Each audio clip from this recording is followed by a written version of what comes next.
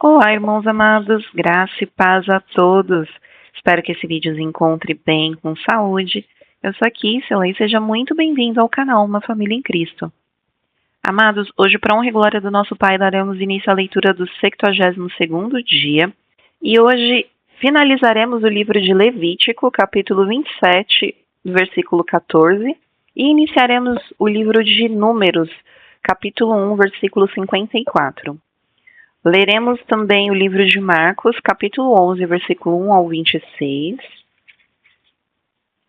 Salmos, capítulo 46, versículos 1 ao 11. E Provérbios, capítulo 10, versículo 23. Amados, antes de iniciarmos a leitura, vamos agradecer ao nosso Pai e pedir direção no estudo? Vamos orar comigo? Pai amado, graças te damos por tudo. Te agradecemos infinitamente pelo teu amor, pela tua misericórdia e pelas graças derramadas. Te pedimos perdão pelos nossos pecados, pois somos pecadores errantes e totalmente dependentes da tua misericórdia. Pai, te pedimos aqui que o Espírito Santo de Deus nos dê a direção nessa leitura, para que nós tenhamos entendimento da tua palavra, de acordo com a tua vontade. Que essa leitura venha a ser um meio de aproximarmos a nossa vida ao centro da tua vontade para ela. Pai, que assim seja em nome do Senhor Jesus Cristo. Amém. Livro de Levítico, capítulo 27, versículo 14 ao versículo 34. Quando alguém dedicar a sua casa para ser santa ao Senhor, o sacerdote a avaliará, seja boa ou seja má. Como o sacerdote a avaliar, assim será. Mas se a pessoa que a dedicou quiser resgatar a casa, então acrescentará a quinta parte do dinheiro à avaliação feita, e a casa ficará com a pessoa. Se alguém dedicar ao Senhor parte do campo da sua herança, então a avaliação será segundo a semente necessária para o semear. 100 quilos de cevada será avaliado por 600 gramas de prata. Se dedicar o seu campo desde o ano do jubileu, a avaliação será pelo valor integral. Mas se dedicar o seu campo depois do ano do jubileu, então o sacerdote calculará o valor segundo os anos restantes até o ano do jubileu, de modo que o preço será menor. Se aquele que dedicou o campo de algum modo o quiser resgatar, então acrescentará a quinta parte do dinheiro à avaliação feita, e o campo ficará com ele. Se não quiser resgatar o campo ou se o vender a outro homem, nunca mais poderá ser resgatado. Porém, havendo o campo saído livre no ano do jubileu, será santo ao Senhor, como o campo consagrado. A posse dele será do sacerdote.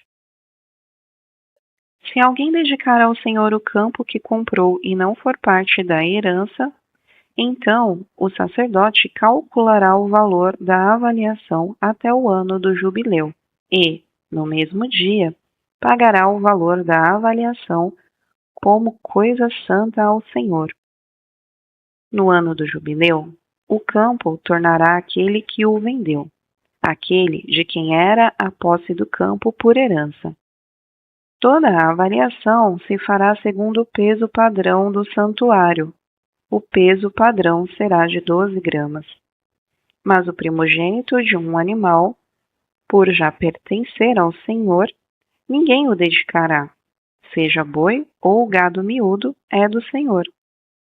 Mas, se for de um animal impuro, poderá ser resgatado, segundo a avaliação, como o acréscimo de uma quinta parte do valor. Se não for resgatado, poderá ser vendido segundo a avaliação. No entanto, nada do que alguém consagrar por completo ao Senhor, de tudo o que tem, seja homem, animal ou campo da sua herança, se poderá vender, nem resgatar. Toda coisa assim consagrada será santíssima ao Senhor. Ninguém que, dentre os homens, for consagrado por completo ao Senhor, poderá ser resgatado, terá de ser morto. Também todos os dízimos da terra, tanto dos cereais do campo como dos frutos da árvore, são do Senhor. são santos ao Senhor. Se alguém quiser resgatar alguma coisa dos seus dízimos, acrescentará a isso a quinta parte. Quanto aos dízimos do gado e do rebanho, de tudo o que passar debaixo do bordão do pastor, o dízimo será santo ao Senhor. Não se investigará se é bom ou mau, nem poderá ser trocado, mas, se de algum modo o trocar, tanto um como o outro serão santos, não poderão ser resgatados. São estes os mandamentos que o Senhor ordenou a Moisés para os filhos de Israel no Monte Sinai. Livro de Números, capítulo 1, versículo 1 ao versículo 54. No segundo ano após a saída dos filhos de Israel do Egito, no primeiro dia do segundo mês, o Senhor falou a Moisés no deserto do Sinai, na tenda do encontro, dizendo: Levantem o censo de toda a congregação dos filhos de Israel, segundo as suas famílias, segundo a casa de seus pais, contando todos os homens nominalmente, cabeça por cabeça, da idade de 20 anos para cima. Todos os capazes de sair à guerra em Israel. A estes, você e Arão devem contar segundo seus exércitos. De cada tribo, vocês terão a ajuda de um homem que seja chefe da casa de seus pais. Estes, pois, são os nomes dos homens que ajudarão vocês. De Ruben, Elisur, filho de Sedeur, de Simeão, Selumiel, filho de Zurizadai, de Judá, Nasson, filho de Aminadab, de Issacar, Natanael, filho de Zuar, de Zebulon, Eliabe, filho de Elon, dos filhos de José, de Efraim, Elisama, filho de Amiúde, de Manassés, Gamaliel, filho de Pedazur, de Benjamim, Abidã, filho de Gideone, de Dan, Aiezer, filho de Missadai, de Asser, Pagiel, filho de Ocrã, de Gade, Eliasaf, filho de Deuel, de Naphtali, Aira, filha de Enã. Estes foram os escolhidos da congregação, os chefes das tribos de seus pais, as cabeças dos milhares de Israel. Então Moisés e Arão reuniram estes homens que foram designados pelos seus nomes, e tendo ajuntado toda a congregação no primeiro dia do segundo mês, declararam a descendência deles, segundo as suas famílias, segundo a casa de seus pais, contados nominalmente, de 20 anos para cima, cabeça por cabeça. Como o Senhor havia ordenado a Moisés, assim os contou no deserto do Sinai. Dos filhos de Ruben, o primogênito de Israel, as suas gerações pelas suas famílias, segundo a casa dos seus pais, contados nominalmente cabeça por cabeça, todos os homens de 20 anos para cima, todos os rapazes de sair à guerra, foram contados deles, da tribo de Ruben, 46.500. Dos filhos de Simeão, as suas gerações pelas suas famílias, segundo a casa de seus pais, contados nominalmente, cabeça por cabeça, todos os homens de 20 anos para cima, todos os capazes de sair à guerra, foram contados deles, da tribo de Simeão, 59.300. Dos filhos de Gade, as suas gerações pelas suas famílias, segundo a casa de seus pais, contados nominalmente, de 20 anos para cima, todos os capazes de sair à guerra, foram contados deles, da tribo de Gade, 45.650. Dos filhos de Judá, as suas gerações, pelas suas famílias, segundo a casa de seus pais, contados nominalmente, de 20 anos para cima, todos os capazes de sair à guerra, foram contados deles, da tribo de Judá, 74.600. Dos filhos de Issacar, as gerações pelas suas famílias, segundo a casa de seus pais, contados nominalmente, de 20 anos para cima, todos os capazes de sair à guerra, foram contados deles, da tribo de Issacar, 54.400. Dos filhos de Zebulon, as suas gerações pelas suas famílias, segundo a casa de seus pais, contados nominalmente, de 20 anos para cima, todos os capazes de sair à guerra, foram contados deles, da tribo de Zebulon, 57.400. Dos filhos de José, dos filhos de Efraim, as suas gerações, pelas suas famílias, segundo a casa de seus pais, contados nominalmente, de 20 anos para cima, todos os capazes de sair à guerra, foram contados deles, da tribo de Efraim, 40.500. Dos filhos de Manassés, as suas gerações, pelas suas famílias, segundo a casa de seus pais, contados nominalmente, de 20 anos para cima, todos os capazes de sair à guerra, foram contados deles, da tribo de Manassés, 32.200. Dos filhos de Benjamim, as suas gerações, pelas suas famílias, segundo a casa de seus pais, contados nominalmente, de 20 anos para cima, todos os capazes de sair à guerra, foram contados deles, da tribo de Benjamim, 35.400. Dos filhos de Dan, as suas gerações, pelas suas famílias, segundo a casa de seus pais, contados nominalmente, de 20 anos para cima, todos os capazes de sair à guerra, foram contados deles, da tribo de Dan, 62.700.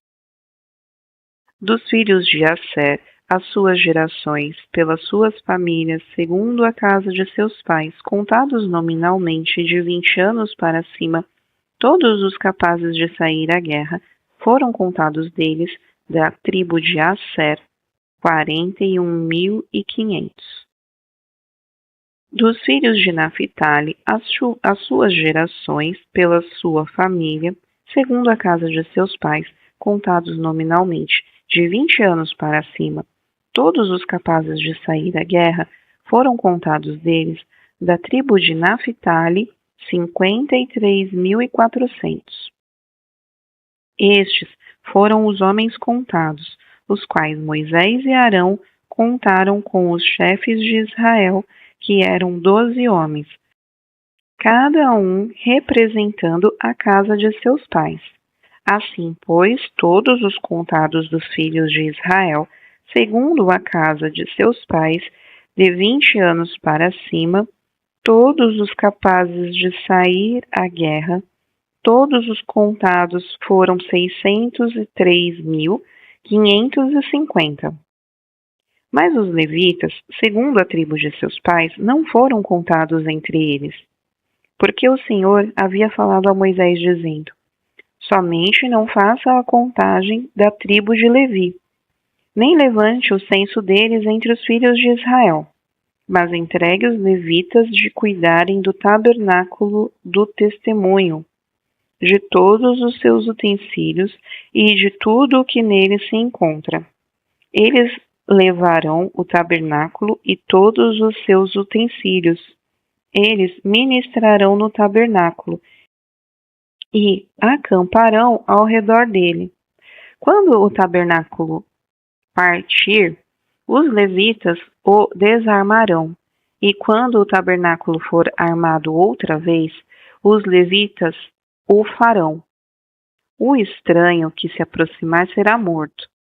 Os filhos de Israel acamparão, cada um no seu arraial, e cada um junto ao seu estandarte, segundo as suas turmas. Mas os levitas acamparão ao redor do tabernáculo do testemunho, para que não haja ira sobre a congregação dos filhos de Israel. Os levitas assumirão a tarefa de cuidar do tabernáculo do testemunho. Assim fizeram os filhos de Israel, segundo tudo que Deus havia ordenado a Moisés, assim o fizeram. Livro de Marcos, capítulo 11, versículos 1 ao 26. Quando se aproximaram de Jerusalém, de Betfagé e Betânia, junto ao Monte das Oliveiras, Jesus enviou 2 dos seus discípulos e disse-lhes: Vão até a aldeia que está diante de vocês, e logo ao entrar encontrarão preso um jumentinho, o qual ainda ninguém montou. Desprendam o jumentinho e tragam aqui. Se alguém perguntar por que estão fazendo isso, respondam: o Senhor precisa dele e logo o mandará de volta para cá. Então foram e acharam o jumentinho preso junto ao portão, do lado de fora, na rua, e o desprenderam. Alguns dos que estavam ali reclamaram: o que estão fazendo soltando o jumentinho?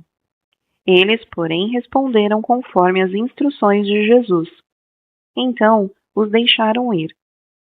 Levaram o jumentinho a Jesus, puseram suas capas sobre o animal e Jesus montou nele.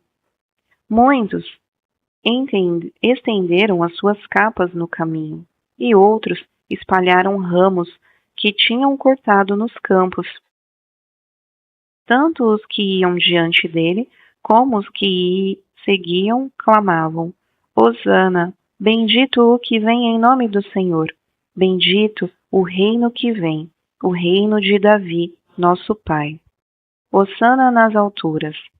E Jesus entrou em Jerusalém no templo, e tendo observado tudo, como já era tarde, saiu para Betânia com os 12. No dia seguinte, quando saíram de Betânia, Jesus teve fome. E vendo de longe uma figueira com folhas, foi ver se nela acharia alguma coisa. Aproximando-se dela, nada achou, a não ser folhas, porque não era tempo de figos. Então Jesus disse à figueira: Nunca mais alguém coma dos seus frutos. E os discípulos de Jesus ouviram isso, e foram para Jerusalém. Quando Jesus entrou no templo, começou a expulsar os que ali vendiam e compravam. Derrubou as mesas dos cambistas e as cadeiras dos que vendiam pombas, e não permitiu que alguém atravessasse o templo carregando algum objeto. Também os ensinava e dizia: Não é isso que está escrito: a minha casa será chamada de casa de oração para todas as nações? Mas vocês fizeram dela um covil de salteadores. E os principais sacerdotes e escribas ouviram isso e procuravam uma maneira de matar Jesus, pois o temiam, porque toda a multidão se maravilhava com sua doutrina. Em vindo a tarde, Jesus e os discípulos saíram da cidade. E passando eles pela manhã, viram que a figueira estava seca desde a raiz.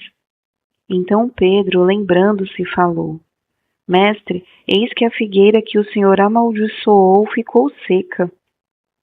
Ao que Jesus lhe disse: Tenham fé em Deus, porque em verdade lhes digo que, se alguém disser a este monte: Levante-se e jogue-se no mar, e não duvidar no seu coração, mas crer que se fará o que diz, assim será com ele. Por isso digo a vocês que tudo o que pedirem em oração, creiam que já o receberam, e assim será de vocês. E, quando estiverem orando, se tiverem alguma coisa contra alguém, perdoem, para que o Pai de vocês que está nos céus perdoe as ofensas de vocês.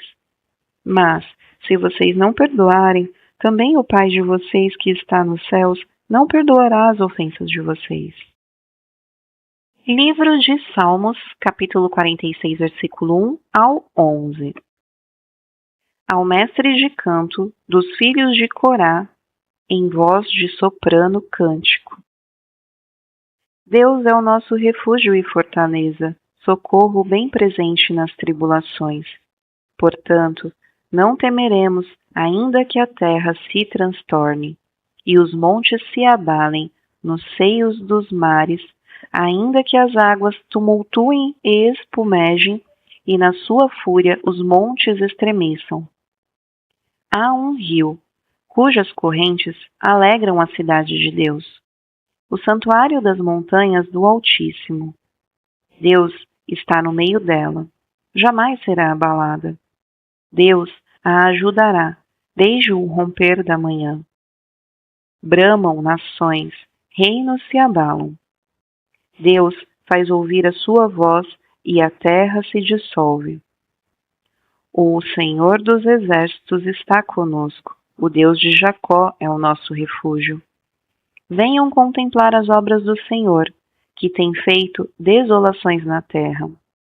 Ele faz cessar as guerras até os confins do mundo. Quebra o arco e despedaça a lança. Queima os carros no fogo.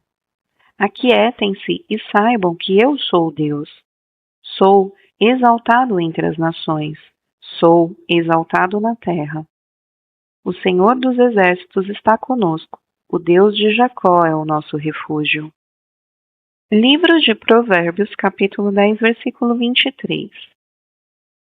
Praticar a maldade é como um divertimento para o insensato. O homem inteligente se diverte com a sabedoria.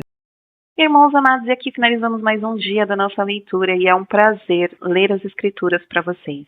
Eu desejo que vocês tenham um ano muito abençoado, um 2025 cheio da presença e da unção no Senhor, na sua vida e na vida da sua família. Nós nos vemos amanhã para a próxima leitura. Um beijo e que Deus os abençoe.